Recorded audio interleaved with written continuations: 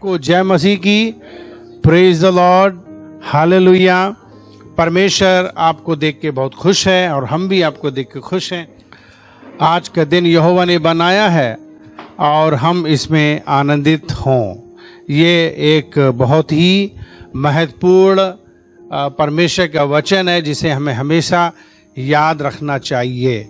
और बाइबल हमें इस बात को समझा रही है कि परमेश्वर ही है जो घर को बनाता है। इसलिए आज हम इस विशेष दिन में परमेश्वर के वचन को सीखेंगे। परिवार में सुख कैसे हासिल करें, परिवार में कैसे सुख हासिल करें और परिवार के सुख का राज क्या है। आज इस वचन के ऊपर हम बातें करेंगे। समय बहुत तेजी से निकल गया है, निकल जाएगा, लेकिन कोशिश करते हैं थोड़ा समझाने का, क्योंकि बहुत से विश्वासी भाई बहन बस जी रहे हैं लेकिन वे एक अच्छा सुख का जीवन नहीं जी रहे हैं। परिवार तो है पर सुख नहीं है। पत्नी भी है, पति भी हैं, बच्चे भी हैं, यहाँ तक कि नौकरी भी है, यहाँ तक कि घर भी ले लिया है और गाड़ी भी ले ली है, लेकिन सुख नहीं है। तो बहुत बड़ी परेशानी है। सब कुछ होने के बावजूद भी असली खुशी नहीं है।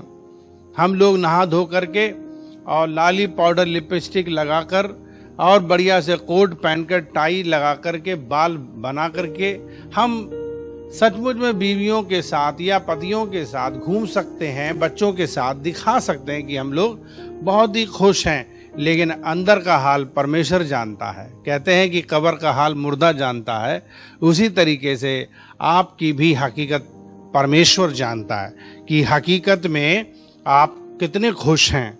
बहुत से लोग सचमुच में दिखावटी और बनावटी खुशी दिखाते हैं दुनिया में। उनकी मजबूरी है, दिखाना भी जरूरी है, लेकिन मजबूरी है। लेकिन ऐसी भी मजबूरी क्या है कि आप सचमुच में लोगों को नकली, दिखावटी, बनावटी आपको अपनी खुशी दिखानी, लेकिन इस खुशी को आप पसंद नहीं करते हो, इसीलिए आपको हकीकत की खुशी चाहिए। परमेश्वर ही है जो आपको हकीकत की खुशी देगा।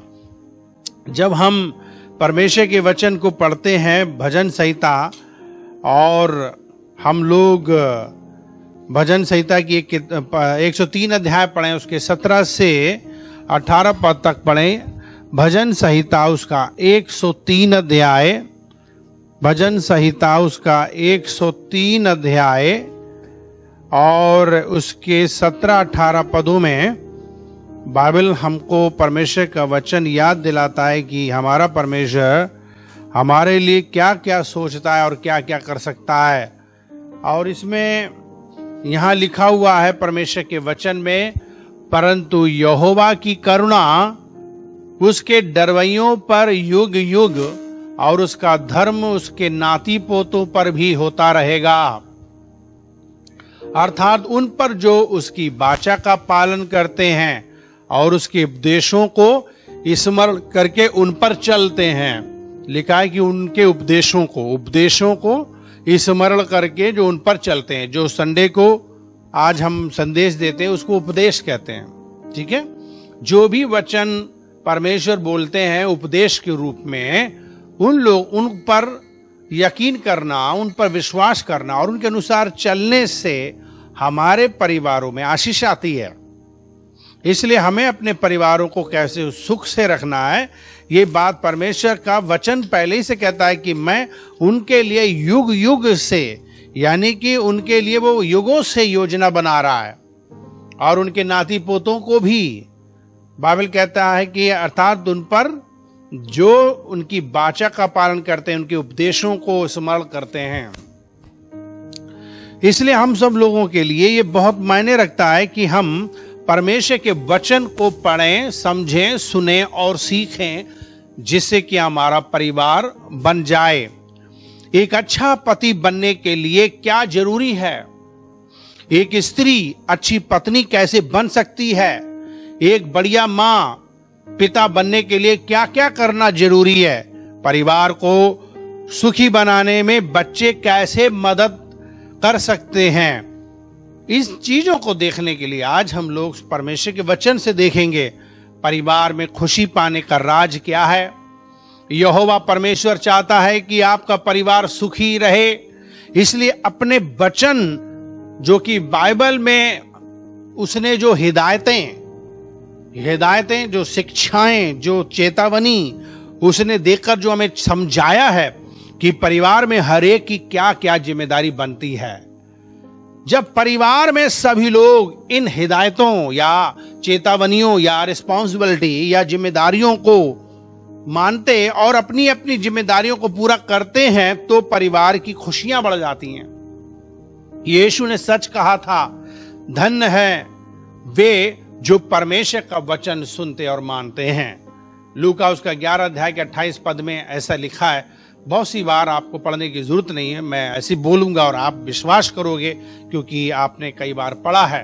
तो लूका उसका 11 अध्याय के 18 पद में, शायद ये नहीं पद आपको कंप्यूटर पार्षद दिखा पा रहे हैं, लेकिन बाइबल इस बात को कहती है कि धन्य है वे जो परमेश्वर का वचन सुनते और सचमुच में 28 पद है 11 अध्याय के 28 पद में, 18 नहीं है बल्कि 28 पद है। इसमें परमेश्वर का वचन कहता है कि धन्य है वे जो परमेश्वर के वचन को क्या करते हैं, सुनते हैं और मानते हैं। तो धन का मतलब क्या है, सुखी है वो मनुष्य या सुखी है वो परिवार जो परमेश्वर का वचन मानते हैं, सुनते हैं और मानते हैं। आज अगर अपने परिवारों को बनाना है तो सबसे पहले ये मन में दिमाग में डाल लीजिए कि मुझे परमेश्वर का वचन मेरा परिवार को ठीक कर पाएगा, क्योंकि आप अपने हिसाब से नहीं कर पाओगे। आपको परमेश्वर के वचन को सुनना और वचन को मानना जरूरी है। स्वयं फैमिली के लोग वचन सुने, आप सुनिए, अपने बच्चों को सुनाइए। मुझे आज भी याद है कि हमारे पिताजी तड़के सुबह उठकर रेडियो लगा देते थे और जो प्रचार करते थे सुनवाते थे अपने बच्चों को। लेटे सुनो कहते थे, कोई टेंशन नहीं, बहुत जरूरी है। 4 बजे से ही हमारे परिवारों में हल्ला गुल्ला चालू हो जाता था जगने वाला। तो हमारे बच्चे कितनी भी देर करेंगे, धीरे तो उठेंगे ना। लेकिन आजकल के बच्चे लोग क्या कर रहे हैं, आप बहुत से पेरेंट्स आ गए होंगे लेकिन आपके बच्चे सो रहे होंगे अभी भी। बहुत से क्रिश्चियंस बच्चे 10 बजे उठते हैं। और रीजन क्या है, पेरेंट्स उनको नहीं सिखाते हैं वचन, और जिसकी वजह से नई पीढ़ी परमेश्वर से दूर हो गई और इसीलिए वे परमेश्वर के डर भय में नहीं बढ़े और इसीलिए वे परिवार का रिस्पेक्ट करना नहीं सीखे, माता पिता का आदर करना नहीं सीखे। आप अपने बच्चों का डेडिकेशन कराते हो, केवल डेडिकेशन कराने से जादू मंत्र की तरह काम नहीं होगा। आपको हर दिन सचमुच में जिम्मेदारी निभानी होगी जो आपने उस दिन करी थी, कि आपको परमेश्वर के भय में चलना है, वचन में चलना है और अपने बच्चों को तड़के सुबह उठाकर उन्हें वचन सुनाओ, उन्हें प्रार्थना कराओ। जब आप डेली परमेश्वर के वचन सुनवाओगे, आपके बच्चे वास्तव में बहुत ही खुश होंगे। हमारी एक छोटी सी गवाही है कि हमारे बच्चे भी लगातार प्रभु के वचन को पढ़ते, सुनते और वो प्रैक्टिस करते हैं। आज उसी की बदौलत ये लोग संडे स्कूल में टीचिंग दे सकते हैं। बहुत उनके जीवन में भी कमजोरियां थी, निर्बलता थी, डर था, भय था, आज भी है, लेकिन उनको लगातार धीरे धीरे प्रेयर करके और उत्साहित करने से आज हमारे बच्चे अपने आप अच्छे जो प्रीचिंग के जो मैसेजेस के जो यूट्यूब चैनल्स होते हैं वो चुन करके प्रचार सुनते हैं, बजाय कि वो इधर उधर की बातें सुने, वो लोग प्रचार सुनते हैं। और टाइमली जब प्रोग्राम शुरू होता है, हमको याद है कि जब हम छोटे थे तो बच्चों का क्रेज होता था कि अरे रामायण आ रही है, अरे महाभारत आ रहा है, अरे ये धारावाहिक, ये नाटक, सास बहू वाला नाटक, क्रिकेट वाला प्रोग्राम, इतना पगलाते थे, राइट टाइम पे देखते थे। आज भी लोग देख रहे हैं टीवी के सारे प्रोग्राम, यूट्यूब में भी, लेकिन हमें बड़ी खुशी होती है कि हमारे बच्चे चर्च के प्रोग्राम्स को टाइम से देखने की उनके अंदर खुशी होती है। अपने ही चर्च की नहीं, दूसरे और चर्च जहां अच्छे वो प्रचारकों को जानते हैं। बल्कि हमारी बेटी हमेशा कहती है संडे वाले दिन, रवेका कहती है कि पापा हमारे संग ये वाला प्रोग्राम सुना करो। कितनी अच्छी बात है। कि जब बच्चे आपको वचन के लिए आपके पेरेंट्स को ही बोल दें कि आप ये वचन सुनो, ये प्रचार सुनो, ये बड़ी अच्छी चीज है। जब आपके परिवारों में बच्चे ऐसे आत्मिक होते हैं तो आपको अच्छा लगेगा। आपके बच्चे जब डर भय परमेश्वर का मानते हैं, आपको अच्छा लगेगा। जब आपके बच्चे वास्तव में गलत बातों से हटकर अच्छे रास्ते पे चल रहे हैं, आपको खुशी होगी, आपका डर नहीं होगा, अब चिंता नहीं होगी। जो बच्चे घर से बाहर घूम रहे हैं, बिगड़ रहे हैं, आपको परेशानी होगी। जो बच्चे सचमुच में डिसिप्लिन में आपके अनुशासन में चल रहे हैं, घर में हैं, आपको शांति मिलेगी। इसलिए आज आपको अपने जीवन को जांचना है और चेक करना है कि क्या हमारे परिवार में ऐसा हो रहा है, क्या हम लोग सचमुच में परमेश्वर के वचन को महत्व दे रहे हैं, क्या वचन को हम स्वयं मानते हैं, पालन करते हैं, क्या हमारे अंदर भूख है वचन सुनने की, क्या अपने बच्चों को लाने की हमें बड़ी खुशी होती है। कुछ पेरेंट अपने बच्चों को सदा लाते हैं, हमेशा लाते हैं और उन्हें परमेश्वर के वचन को सिखाने में उन्हें तैयार करते हैं। अपने बच्चों को संडे स्कूल में भी लाते हैं। शाम को आजकल हम संडे स्कूल का प्रोग्राम कर रहे हैं, उसमें आप भेजते हो। आसपास में बहुत से बच्चे हैं जो आ सकते हैं, लोग आ सकते हैं खुद भी, परंतु मैं देख रहा हूं कि बहुत से लोग इसको हल्का ले रहे हैं। परंतु सुख की उम्मीद करोगे, आप शांति की उम्मीद करोगे, चैन की उम्मीद करोगे, आशीषों की उम्मीद करोगे और परमेश्वर के वचन नहीं सुनोगे, ना मानोगे और ना अपने बच्चों को उत्साहित करो, तो कैसे संभव हो सकता है। आप इंपॉर्टेंस दीजिए, अपने बच्चों को भेजिए, आइए, लाइए। आप देखेंगे अपने जीवन में किस तरीके से आपके परिवार की खुशियां बढ़ेंगी। याद रखो, परिवार में अगर किसी एक भी सदस्य के अंदर दुख है, सुख और कष्ट है, आप परेशान रहोगे। किसी भी एक सदस्य के अंदर बुरी आदतें, आप परेशान रहोगे। चाहे वो पति क्यों ना हो, चाहे वो पत्नी क्यों ना हो, चाहे वो बच्चे क्यों ना हो, कोई भी आपके परिवार में अगर कोई सदस्य गड़बड़ चल रहा है, पूरा घर गड़बड़ चलेगा। याद रखें, आप परेशान रहोगे। इसलिए मुझे और आपको बड़ी गंभीरता के साथ अपने परमेश्वर का वचन सुनकर उसका पालन करने की कोशिश करना। किस सच्चाई की कदर करने से एक परिवार सुखी हो सकता है, हमें सच्चाई मालूम होनी चाहिए। कौन सी सच्चाई है जिसका कदर करें, जिसकी इज्जत करें, जिसका हमें पालन करना चाहिए। यीशु मसीह सचमुच में कहते हैं परमेश्वर से कि वो हमारा पिता है। पूरी दुनिया को उन्होंने प्रार्थना में सिखाया कि हे हमारे पिता तू जो आसमान पर है। पूरी दुनिया को उसने बताया कि हमारे पास में एक आसमानी बाप है जो घर का मुखिया है और उसके अनुसार हमें चलना चाहिए। अगर अपने परिवार को चलाना है तो सबसे पहले आसमानी बाप को उसका पालन करना, उसका आदर करना, उसका कहना मानना, उसको लेके चलना अपने जीवन में, उससे पूछ के करना चाहिए। आज भी बहुत से परिवार में, बहुत से नई शादी करने के बाद लड़कियां अपने मम्मी पापा को फोन कर करके पता लगाती हैं अब कैसे करें, अब कैसे करें, अब कैसे चलाएं घर। बड़ा मुश्किल होता है घर चलाना, परिवार को चलाना। बहुत सी बार बहुत से नई दुल्हन के साथ उनकी अम्मा ही आ जाती है रहने, हम भी आ जा रहे हैं भाई, देखते हैं कौन हमारे बच्चे को डिस्टर्ब कर रहा है या कहाँ प्रॉब्लम है, कहाँ काम की दिक्कत है, तो वही हाथ बटाने आ जाती हैं और वो अपने बच्चे की बड़ी सपोर्ट करती हैं ताकि भाई हमारे बच्चे को कोई बुराई ना हो, हमारी नाक ना कटे। दुनिया भर की बातें हैं, लेकिन आप ये जान लो कि कैसे ये होता है, क्यों होता है, कैसे करते हैं। परिवार में एक अपने परिवार में माता पिता का सहारा लेते हैं, इसीलिए हमारे जिंदगी में भी एक आसमानी बाप है जो कि हमारे जीवन में सब कुछ कर सकता है। अगर परिवार का हर एक सदस्य इस अहम सच्चाई की कदर करना सीख ले कि वो हमारा स्वर्गीय पिता है, परिवार का बनाने वाला परमेश्वर यहोवा है, तो परिवार सुखी रहेगा। बाइबल कहती है भजन संहिता 127 अध्याय में, यदि घर को यहोवा ना बनाए तो बनाने वाले व्यर्थ हैं, उनका परिश्रम व्यर्थ होगा। हम लोग कितनी भी मेहनत करें, अगर गॉड नहीं बना रहा है हमारा फैमिली, तब फिर हमारी फैमिली में प्रॉब्लम होगी। इसीलिए मसीह लोग मसीह तरीके से बहुत ही इज्जत के साथ विवाह करते हैं। जैसी वो विश्वास में है वैसे ही मुझे भी विश्वास में होना चाहिए, या जैसे मैं विश्वास में वैसे मेरी पत्नी होनी चाहिए। डर भय वाली हो, परमेश्वर के वचन वाली हो। आजकल प्रपोजल में, मैरिज में आप देखोगे तो ज्यादातर लोग गोरी खूबसूरत मांग रहे हैं, लंबी मांग रहे हैं, पतली मांग रहे हैं। कुछ लोग ये मांग रहे हैं कितनी पढ़ी लिखी है, कुछ लोग नौकरी मांग रहे हैं। बस यही चीजें मांग करके खुश हो जाते हैं, बस यही चीज चाहिए। लेकिन जब ले आते हैं तो उसके बाद जीवन दयनीय होता है, दर्दनाक होता है। क्यों? क्योंकि वो उसके अनुसार जीवन नहीं होता जैसे कि होना चाहिए।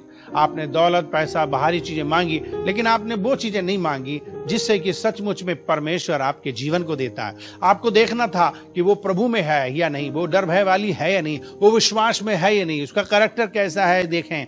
वो सारी चीजें लोग नहीं देखते हैं, ना किसी पुरुष का देखते हैं, ना किसी स्त्री का देखते हैं, बस बाहरी चीजें देखते हैं, और जिसकी वजह से हम परेशान रहते हैं। हमें यह बात मालूम होना चाहिए कि कोई भी पार्टनर हमारे जीवन में आए, क्या वो परमेश्वर से प्यार करता है, क्या वो परमेश्वर का भय मानता है, क्या वो पहला स्थान परमेश्वर को देता है। अगर ऐसे पार्टनर से आप शादी करेंगे या करवाएंगे तब वो घर सदा खुश रहेगा।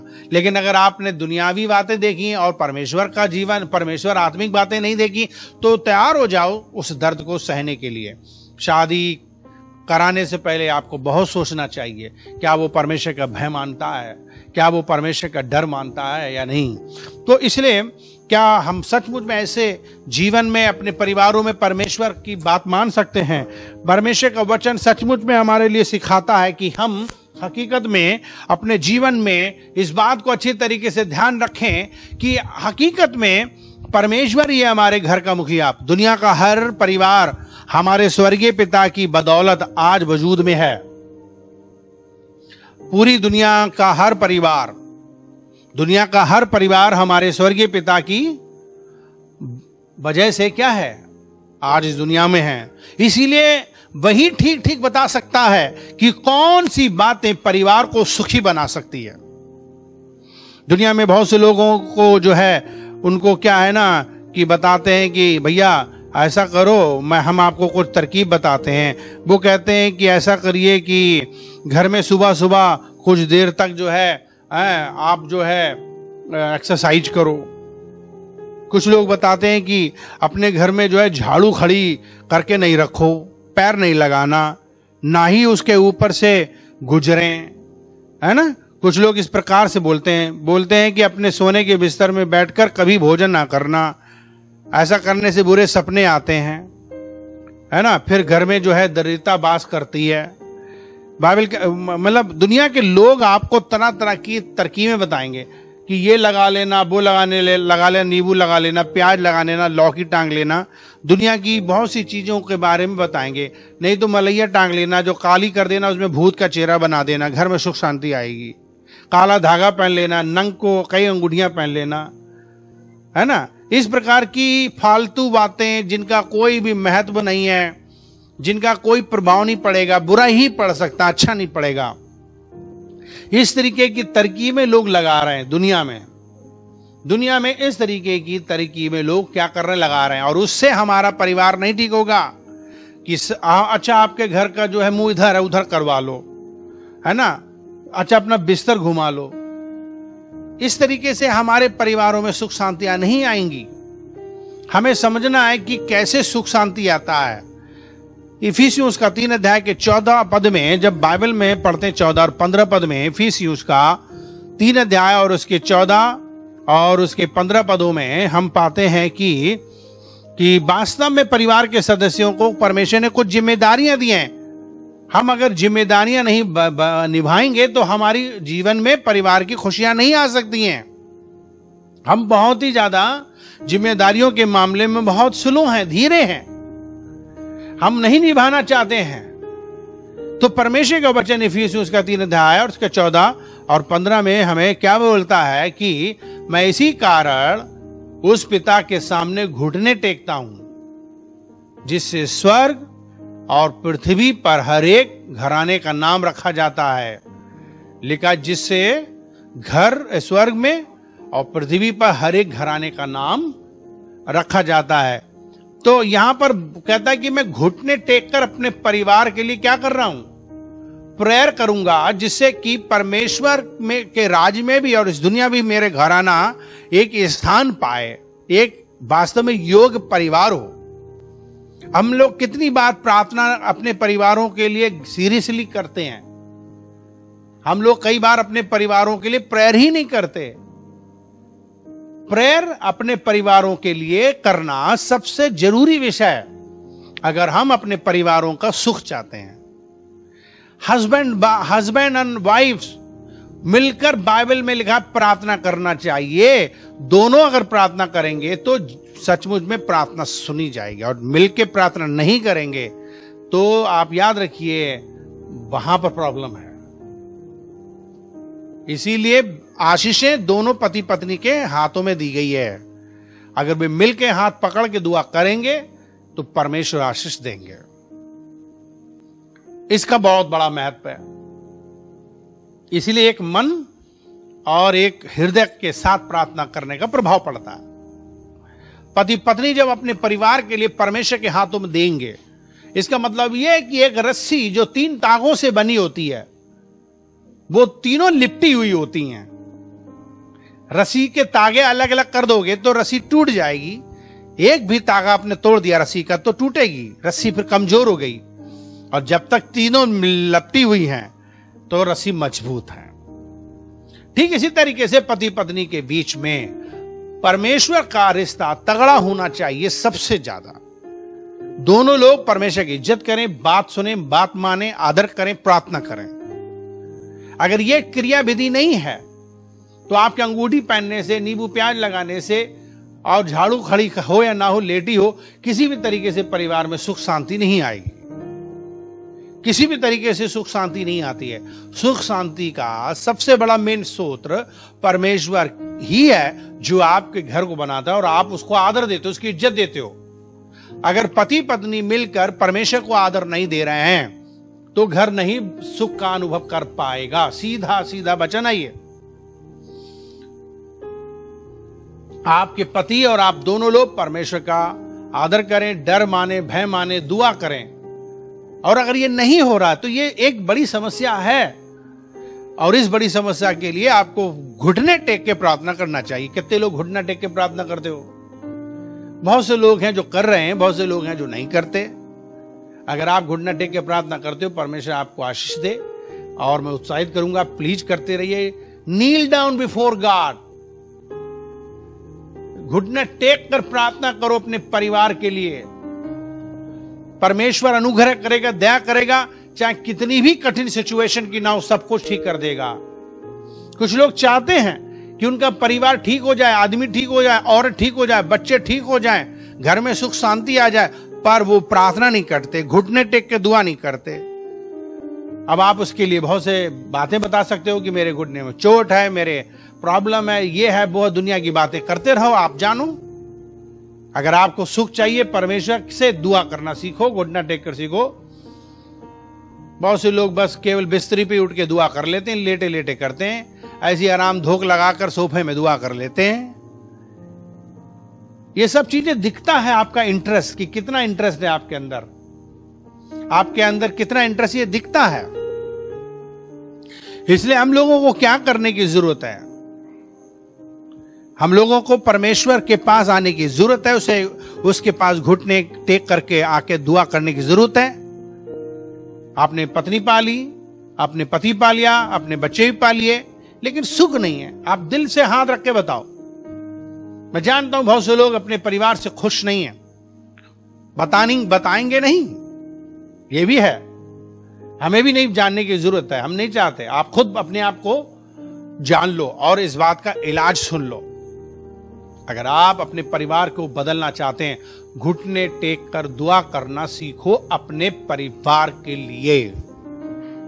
ना पति बदल जाए तो कहना, ना पत्नी बदल जाए तो कहना, ना बच्चे बदल जाए तो कहना। आपको कीमत चुकानी होगी, क्योंकि परमेश्वर के बिना हम कुछ नहीं कर सकते। हमें उसकी जरूरत है, उसको इंपॉर्टेंस देने की जरूरत है, उसे एक स्थान देने की जरूरत है, उसे वास्तव में इज्जत देने की जरूरत है। अपने जीवन में परमेश्वर के पास आ जाइए। वो दिलों को जानता है, इसलिए इसका मतलब ये नहीं कि हमें घुटने पे नहीं आना चाहिए, आदर नहीं करना चाहिए उसका। कुछ लोग ऐसे भी हैं, घुटने पे आ सकते हैं लेकिन आदर ही नहीं कर रहे, बात ही नहीं सुन रहे, वो भी गलत है। इसीलिए बाइबल कहती है तुम ओंठों से तो प्यार करते हो लेकिन तुम्हारा दिल दूर है। ओंठों से हम सब लोग दुआ कर सकते हैं, प्रार्थना कर सकते हैं, नाम जप सकते हैं, लेकिन उस तरीके से परमेश्वर नहीं उम्मीद करता है। दीनता, नरमता, भूं, गिड़गिड़ानापन परमेश्वर के पास आना चाहिए। परिवार के सदस्यों की जिम्मेदारियों के बारे में बाइबल हमें क्या सिखाती है? परिवार की शुरुआत परमेश्वर ने की। परिवार की शुरुआत के बारे में बाइबल क्या बताती है और हमें क्यों यकीन है कि यह किस्सा कोई मनगढ़ंत कहानी नहीं है। जैसे कि हम पुराने नियम में बाइबल में जब उठा के देखते हैं, यहोवा ने आदम और हव्वा को बनाया और उन्हें पति पत्नी के रिश्ते में जोड़कर पहले परिवार की शुरुआत की। उन्हें फिरदौस जैसा एक खूबसूरत घर दिया। फिरदौस, जब हम फिरदौस की बात करते हैं तो जन्नत की बात करते हैं। एक जन्नत जैसा, एक स्वर्ग जैसा, एक स्वर्ग लोक जैसा पैराडाइस वो उन्हें दिया, जिसे हम बागे अदन के नाम से जानते हैं, अदन की वाटिका। उन्हें संतान पैदा करने की आशीष देते हुए परमेश्वर ने कहा, फूलो फलो पृथ्वी में भर जाओ। वचन पढ़ेंगे नहीं, लेकिन आपको याद दिला रहे हैं कि ये उत्पत्ति उसका एक अध्याय उसके 26-28 पद में लिखा है, दूसरा अध्याय के 18 पद में लिखा है, और साथ ही साथ 21 और 24 पद में लिखा हुआ है। ये बात हम आपको बता दे रहे हैं। आप घर में उत्पत्ति किताब पढ़ना। परिवार की शुरुआत के बारे में बाइबल का यह किस्सा कोई मनगढ़ंत कहानी नहीं है। खुद यीशु मसीह ने साबित किया था कि उत्पत्ति की किताब में लिखा है। उसमें लिखी ये बात को बिल्कुल सच यीशु मसीह ने बताया। मत्ती उसका 19 अध्याय और उसके 4 पद में कई हजार साल पहले यीशु मसीह जब इस दुनिया में आए तो उन्होंने वो बात जो बाइबल में लिखी थी उसका उन्होंने प्रयोग किया और उन्होंने पढ़कर लोगों को समझाया। मत्ती उसका 19 अध्याय के 4 और 9 पद में क्या बाइबल हमें समझाती है? इसमें कहती है कि क्या तुमने नहीं पढ़ा कि जिसने उन्हें बनाया उसने आरंभ से नर और नारी करके बनाया। और फिर आगे कहता है 5 पद में इस कारण मनुष्य अपने माता पिता से अलग होकर अपनी पत्नी के संग रहेगा और वे दोनों एक तन होंगे। तो यह बात बहुत वर्षों पहले, हजारों साल पहले परमेश्वर के वचन में लिखा है और यह बात यीशु मसीह ने बताई। हालांकि आज हमारी जिंदगी मुसीबतों से घिरी हुई है और वैसी नहीं है जैसी परमेश्वर चाहता था। फिर भी परिवार में खुशियां हासिल करना मुमकिन है, हमारे लिए मुमकिन है, इसका मतलब संभव है। आइए हम लोग सचमुच में इस विषय पर ध्यान दें और सीखने की कोशिश करें। परिवार की खुशियां बढ़ाने में हर एक सदस्य कैसे हिस्सा ले सकता है। परिवार के हर एक सदस्य को हिस्सा लेना पड़ेगा, जिम्मेदारी लेनी पड़ेगी, अपना अपना काम करना पड़ेगा अगर सबको खुशियां सचमुच में चाहिए। अगर मान लो ट्रेन में, अगर ट्रेन का आनंद लेना चाहते हैं और ट्रेन का सभी लोग आनंद लेना चाहते हैं तो ट्रेन के और रेलवे के नियम के कानून का पालन करना पड़ेगा, राइट? ऐसा नहीं कि सब पूरी दुनिया एकदम जिसकी जो आ रही कूद रहा है, बैठ रहा है, जहां जो चाह रहा है, ऐसा नहीं है।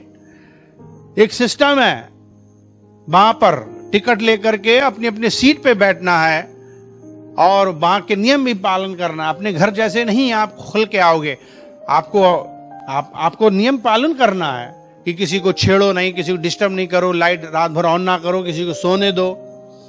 अगर ये पालन नहीं करोगे तो क्या होगा? वहां गड़बड़ी होगी, डिस्टर्ब होगा, फिर वो वहां पर बेचैनी होगी, वहां पर पुलिस होगी। इसी तरीके से परिवार के अंदर भी हर एक को खुशियां बढ़ाने के लिए अपनी अपनी जिम्मेदारियों को निभाना जरूरी है। परिवार को सुखी बनाने के लिए यीशु की जिंदगी के बारे में सीखना क्यों बेहद जरूरी है। अगर हमें अपने परिवार को सुख से बनाना है, सुखी बनाना है, तो हमें प्रभु यीशु मसीह के जीवन से कुछ चीजें सीखने की जरूरत है। परिवार का हर एक सदस्य इसकी खुशियां बढ़ाने में हिस्सा ले सकता है। कैसे ले सकता है? प्यार दिखाने में परमेश्वर की मिसाल पर चलकर, जैसे फिलिपियों उसका 5 अध्याय और उसका 1-2 पद। हम ये चाहते हैं कि थोड़ा जल्दी पद खोलें, जल्दी, जिससे कि हम फटाफट परमेश्वर के वचन को पढ़कर आगे पहुंचे। नाउ इफिसियों उसका 5 अध्याय और उसके 1 और 2 पद में बाइबल हमें समझाती है और सिखाती है कि कैसे हम मसीह यीशु के उस मिसाल को कायम करें जो हमें बताता है। इसमें लिखा है कि प्रियो बालको, परमेश्वर को, यानी कि कहता है इसलिए प्रिय बालकों की नाई परमेश्वर के क्या बन जाओ? सदृश बन जाओ, यानी कि उदाहरण वाले। और दूसरे पद में लिखा है कि प्रेम में चलो। जैसे मसीह ने भी तुमसे प्यार किया, हमारे लिए अपने आप को सुखदाय सुगंध के लिए परमेश्वर के आगे भेंट करके बलिदान कर दिया। तो यहां पर सबसे महत्वपूर्ण जो चीज आज हम देख रहे हैं वो ये है कि हमें परमेश्वर का मिसाल, परमेश्वर का उदाहरण, परमेश्वर के सदृश हमें बनना है। क्या है वो? कहता है प्यार हमारे जीवन में होना है एक दूसरे के लिए पहले। यह सच है कि हम उसे देख नहीं सकते हैं परमेश्वर को, फिर भी हम जरूर सीख सकते हैं कि वो किस तरह से काम करता है। फिर भी हम सीख सकते हैं कि वो किस तरीके से काम करता है। यहोवा ने खुद के बारे में सिखाने के लिए अपने पहलौठे पुत्र यीशु मसीह को धरती पर भेजा। जैसे कि हम यूहन्ना उसका 1 अध्याय के 14 पद में देखते हैं और उसके 18 पद में देखते हैं। क्या लिखा है कि वचन देहधारी हुआ और मनुष्यों के बीच में डेरा किया। ओके, और सच कहता है कि वचन देहधारी हुआ, अनुग्रह सच्चाई से परिपूर्ण होकर हमारे बीच में डेरा किया और हमने उसकी ऐसी महिमा देखी जैसे पिता के इकलौते की महिमा। तो बाइबल कहती है कि यीशु मसीह इस दुनिया पे आए। यहां रहते वक्त यीशु ने बिल्कुल अपने पिता यहोवा के, अपने पिता परमेश्वर के जैसे गुण दिखाए और काम किए। उसने देखना और सुनना परमेश्वर के वचन से सीखा, यानी कि उसने देखा, वो जानता है, इसलिए उसने परमेश्वर के वचन को हमारे बीच में दिया। यूहन्ना उसका 14 अध्याय के 9 पद अगर हम जब पढ़ते हैं, यूहन्ना उसका 14 अध्याय और उसके 9 पद को अगर हम पढ़ते हैं तो हमें वहां भी सीखने को मिलता है। वो हमें सचमुच में बताना चाहता है कि वो हमसे कितना प्यार करता है। यीशु ने कहा, हे फिलिप्पस, मैं इतने दिन तुम्हारे साथ हूं और क्या तुमने नहीं देखा, नहीं जाना? जिसने मुझे देखा है उसने पिता को देखा है। उसका कहना यह है साफ साफ। लोग शिकायत करते हैं। मुझे और आपको यह बात मालूम होना है कि यीशु मसीह परमेश्वर हैं और वो इस दुनिया में चलकर रहकर हमारे लिए कैसे उदाहरण बने हैं, वो चीज आज हमें सीखना। अगर हम यीशु मसीह का उदाहरण सीखेंगे तो अपने परिवार में सुख शांति ले आएंगे। इसलिए अगर घर का हर एक सदस्य यीशु की तरह एक दूसरे से प्यार करना सीख ले और उसकी मिसाल पर चले तो वो परिवार को ज्यादा सुखी बनाने में हिस्सा ले सकेगा। पतियों के लिए एक आदर्श, कुछ आदर्श की बातें हैं। यीशु ने अपने चेलों के साथ जिस तरह से व्यवहार किया, यीशु ने जिस तरीके से अपने चेलों के साथ व्यवहार किया, वो पतियों के लिए क्यों एक अच्छी मिसाल है। हमारा राजा, हमारा दूल्हा यीशु है और कलीसिया दुल्हन है, और उसने किस तरीके से व्यवहार किया और हम लोगों को यीशु के जीवन से सीखना है। अपने अपने पत्नियों से कैसे प्रेम करना सीखो। परमेश्वर से अपनी गलतियों की माफी पाने के लिए पति पत्नी को क्या करना होगा। बाइबल कहती है कि एक पति को अपनी पत्नी के साथ उसी तरह व्यवहार करना चाहिए जैसे यीशु अपने चेलों के साथ करता था। बाइबल की इस हिदायत पर गौर कीजिए। हिदायत का मतलब चेतावनी, शिक्षा पर गौर कीजिए। लिखा हुआ है, हे पतियों, अपनी अपनी पत्नियों से प्रेम रखो जैसा मसीह ने भी कलीसिया से प्रेम करके अपने आप को उसके लिए दे दिया। तो बाइबल हमें सिखाती है कि अपने पत्नी से प्रेम रखो, उन्हें कठोरता के साथ उनके साथ पेश मत आओ, बल्कि सचमुच में तुम उनको प्रेम करो। इसी प्रकार उचित है कि पति अपनी पत्नी से अपनी देह के समान प्रेम रखे। जो अपनी पत्नी से प्रेम रखता है वो अपने आप से प्रेम रखता है, क्योंकि किसी ने कभी अपने शरीर से बैर नहीं रखा वरन उसका पालन पोषण किया, जैसा मसीह भी कलीसिया के साथ करता है। ये इफिसियों उसके 5 से 23 और 29 पद तक लिखा, पढ़ने की जरूरत नहीं, मैंने बता दिया है। यीशु मसीह कलीसिया से यानी अपने चेलों से जिस तरह प्यार करता था वो पतियों के लिए एक बेहतरीन मिसाल है। हालांकि चेलों में कई खामियां थीं, चेलों के अंदर बहुत कमियां थीं, लेकिन उसके बावजूद भी परमेश्वर उन चेलों से प्यार करता रहा। यीशु मसीह उन चेलों से क्या करते रहे? प्यार करते रहे। फिर भी यीशु ने उनसे अंत तक प्रेम रखा, चाहे कितनी भी उनके अंदर कमियां थीं, प्यार करते रहे, यहां तक कि उनकी खातिर अपनी जान तक कुर्बान दे दी। किसने किया ये सब? यीशु ने। किसके लिए किया? अपने चेलों के लिए। और यीशु मसीह चाहते हैं हम भी उनके मिसाल बने। कि हम भी अपनी पत्नियों से इसी तरीके से प्यार करें। उनके अंदर कमियां हो सकती हैं, लेकिन हमें उनकी वीकनेस और कमजोरियों के बावजूद भी उनसे प्यार करना है और उनकी मदद करना है। उसी तरह पतियों को यह सलाह दी गई है, उसी तरह पतियों को यह सलाह दी गई है, अपनी अपनी पत्नी से प्रेम रखें और उनसे कठोरता ना करें। अगर एक पत्नी कभी नासमझी के काम करती है, तब भी इस सलाह पर चलने के लिए क्या बात एक पति को मदद करेगी? पति को याद रखना चाहिए कि वो भी गलतियां करता है और वो परमेश्वर से माफी की उम्मीद तभी कर सकता है जब वो खुद को दूसरों को माफ कर दे, और खासकर वो अपनी पत्नी को माफ कर दे। जब कोई अपनी पत्नी को माफ नहीं करेगा, जब कोई अपने पति को माफ नहीं करेगा, तो कैसे उम्मीद कर सकता है कि परमेश्वर उसे माफ कर दे? बेशक पत्नी को भी यही करना चाहिए, यानी उसे अपने पति की गलतियों को भी माफ कर देना चाहिए। गलतियां होती हैं, गलतियां होंगी।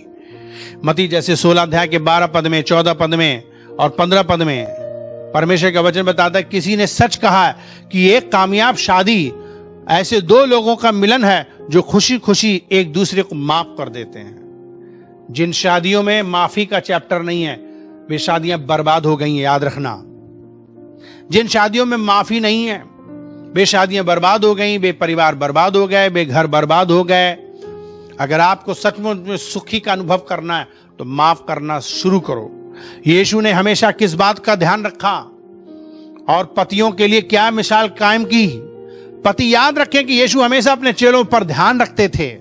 जब पति अपनी पत्नियों पर ध्यान नहीं रखेंगे तो उनसे कैसे उम्मीद करते हैं प्यार, आदर और सम्मान की और देखभाल की? बहुत से पतियों ने सिर्फ शादी कर लिया पर अपनी पत्नियों की फीलिंग्स नहीं जानते, उनकी भावना नहीं जानते, उनकी इच्छाएं नहीं जानते, उनकी मर्जी नहीं जानते, उनका ध्यान नहीं रखते। इसीलिए क्या होता है, वो परिवारों में प्रॉब्लम्स होती हैं। उनकी सीमाओं और शारीरिक जरूरतों के लिए उसने हमेशा लिहाज रखा। मसीह यीशु हमेशा लोगों का लिहाज रखते थे, हमेशा लोगों की मदद करते थे। मिसाल के लिए एक बार जब यीशु बहुत थक गए थे, जब यीशु के चेले बहुत थक गए थे, तो यीशु ने उनसे कहा, आओ एकांत में चलकर कुछ देर विश्राम कर लें। बाइबल में साफ साफ लिखा है, मरकुस का 6 अध्याय और उसके 30 से 32 पदों में। मरकुस उसका 6 अध्याय और उसके 30 से 32 पद में हमारे लिए बाइबल में एक मिसाल बताती है कि उसने कहा, आओ एकांत में चलकर कुछ देर विश्राम कर लें। पत्नियां भी ऐसे ही प्यार और लिहाज की हकदार हैं।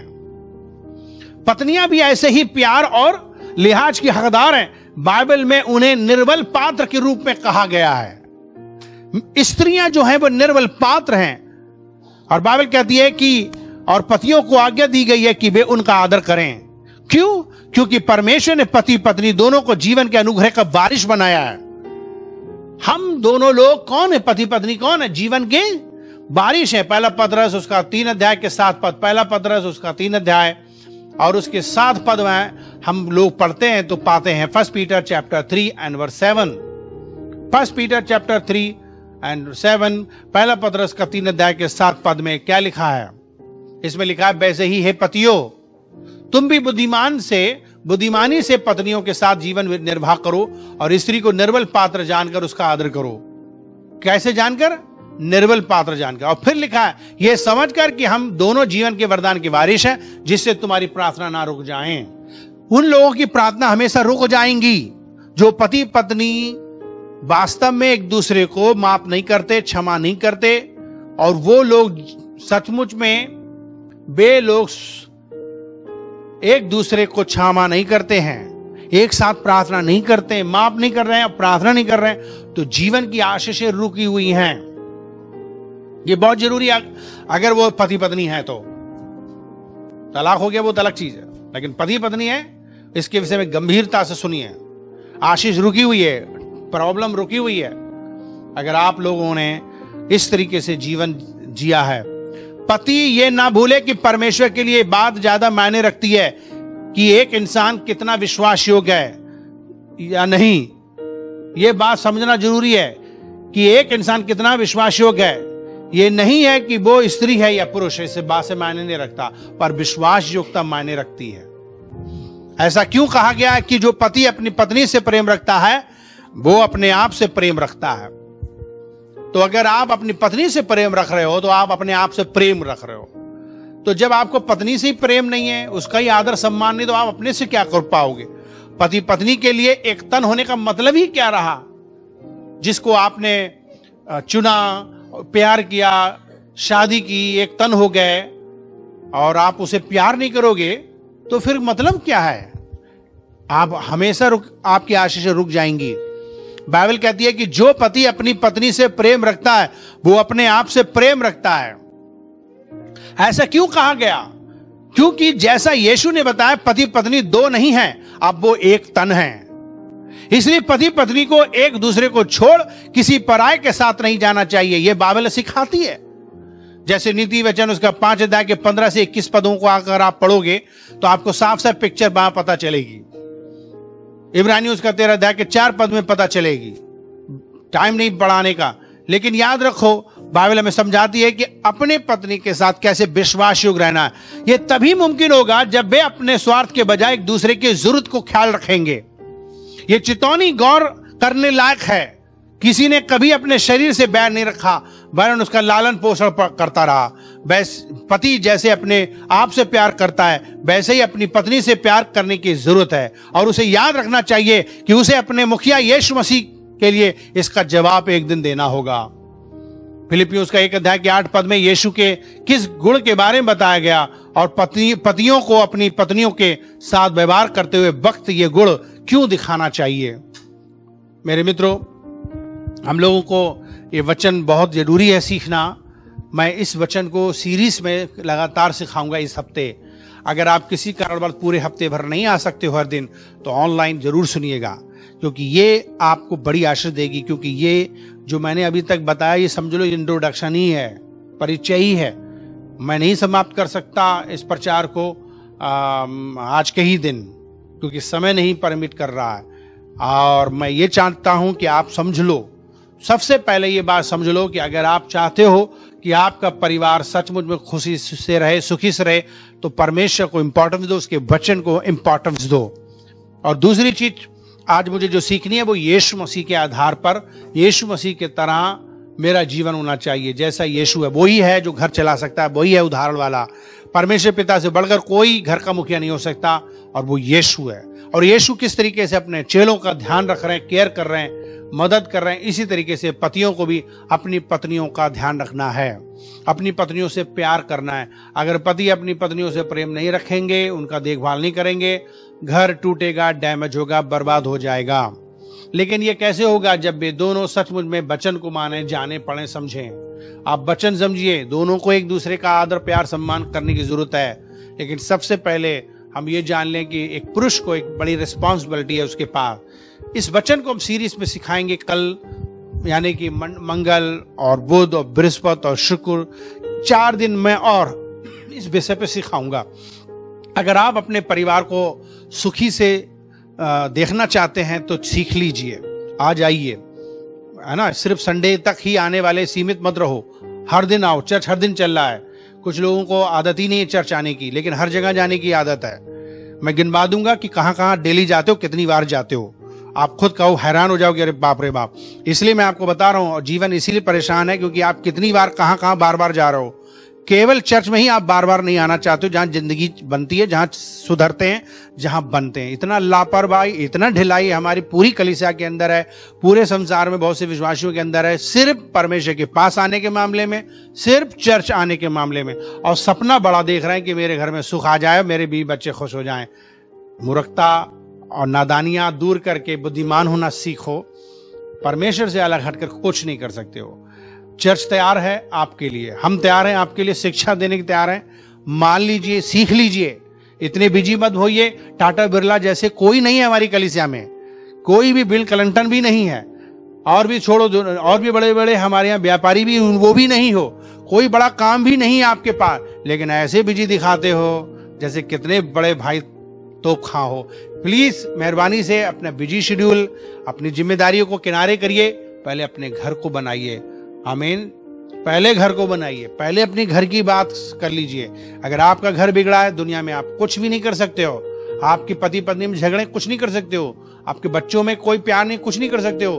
पहले घर बना लो, पहले घर बना लो और उसके लिए वचन सीख लो। आप ना खुद वचन सीखो, खुद बच्चों को सिखाओ, जल्दी उठो, जल्दी सिखाओ, चर्च में लाओ, हर दिन यहाँ मीटिंग चलती है उसमें लाओ, हमेशा दुआ बंदगी में लाओ। आपका परिवार बन जाएगा। बाइबल कहती है कि हे बोझ से दबे था के लोग मेरे पास आओ, आप यीशु के पास आओ, आपका परिवार ठीक हो जाएगा। आइए अपनी आंखें बंद करें। बहुत सी बातें नहीं सिखा पा रहा हूँ, 4 दिन सिखाऊंगा, इसलिए तैयार रहिए उसको सीखने के लिए और अपने हृदय को संभालो। परमेश्वर पिता, हम धन्यवाद करते हैं तेरे वचन के लिए जो आज बोया गया। हम जानते हैं कि यह वचन एक दिन में नहीं समझ सकते, इसके लिए हम सीरीज में सिखाएंगे और हमारी विनती है कि हमारे विश्वासी लोग डेडिकेट करें अपने जीवन को और बहुत ज्यादा काम धाम और चिंता फिक्रों की जिंदगी से बच के वो कायदे की बात सीख लें और वो तू सिखाना चाहता है।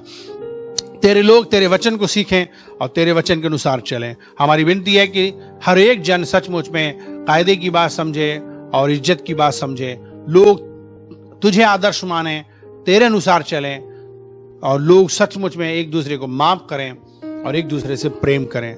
हमारी विनती है जब जहां माफी है और जहां प्रेम है वो घर बनता चला जाएगा। इनके घर बने, इनके पतियों को बदल, इनके पत्नियों को बदल, इनके बच्चों को बदल और भाई बहनों को बदल, सबको तेरा भय दीजिए ताकि तेरा आदर मान सम्मान हो सके। ऐसी दुआ मांग लेते हैं, इनके परिवार बन जाएं और सारी समस्या दूर हो जाए। यीशु के नाम से मांगते हैं, आमीन।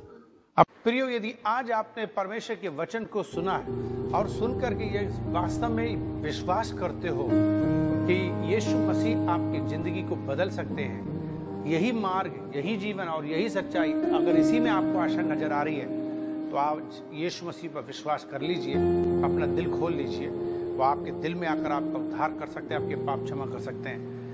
आपको क्या करना है, एक छोटी सी प्रार्थना करनी है। क्यों ना आप दिल खोल लीजिए, क्यों ना अपनी आंखें बंद कर लीजिए और हाथ जोड़ लीजिए। घुटना टेकना चाहें घुटने टेक लीजिए, उसके पास नर्म और दीन होकर के आ जाइए और एक छोटी सी दुआ कीजिए, एक छोटी सी प्रेयर कीजिए।